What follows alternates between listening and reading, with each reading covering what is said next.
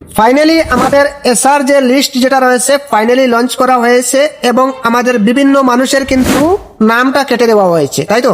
তো আজকে আমি খুবই সহজে আপনারা ঘরে বসে চেক করে নিতে পারবেন। আপনারা অনেক পেরেশানির মধ্যে রয়েছেন, যার কারণে আপনারা হয়তো চেক করতে পারেননি।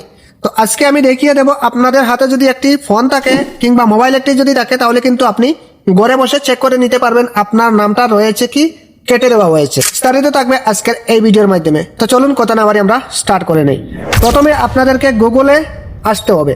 গুগল ক্রোমে এসে সার্চ বারে এসে আপনারা এখানে লিখে নেবেন ভোটার লিস্ট ডাউনলোড, লিখে সার্চ করে দেবেন। সাথে সাথে এরকম একটি ইন্টারফেস আপনাদের সামনে শো করবে। এখান থেকে প্রথমেরটাই যদি আপনি সিলেক্ট করেন চলবে, 2 নম্বরটাই যদি সিলেক্ট করেন তাও চলবে। যে কোনো একটাতে আপনি ট্যাপ করে দেবেন। সাথে সাথে এরকম একটি ইন্টারফেস আপনাদের সামনে শো করবে।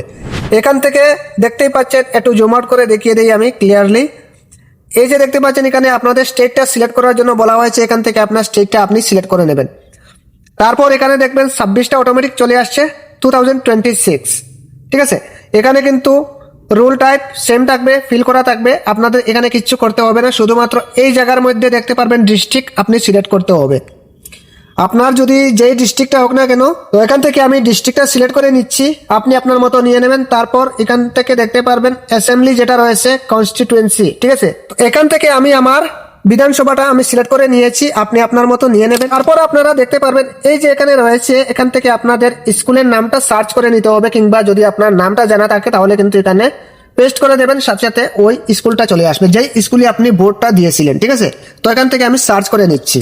সার্চ করে নেওয়ার পর আমাদের স্কুলটা এখানে চলে আসছে। এখানে এই বক্সে আমরা টিকমার্ক করব। টিকমার্ক করার পর এই যে ক্যাপচা যেটা রয়েছে, এই ক্যাপচাটা সেম ভাবে এখানে ফিল করতে হবে। এখানে যতটা রয়েছে সেম ভাবে এই জায়গার মধ্যে বসিয়ে দেওয়ার পর আপনি কি করবেন, এখানে দেখতে পারবেন আপনাদের সবকিছু ফিল করে নেওয়ার পর এখানে ডাউনলোড সিলেক্টেড পিডিএফস, আপনি এটার উপর ট্যাপ করে দেবেন। এই যে দেখতে পাচ্ছেন ডাউনলোড কমপ্লিট হয়ে গেছে। এবার আমরা এটা বের করব কিভাবে, সেজন্য কিন্তু আপনাদের উপরে দেখতে পারবেন এখানে 3 ডট রয়েছে, আপনি 3 ডটে ট্যাপ করবেন।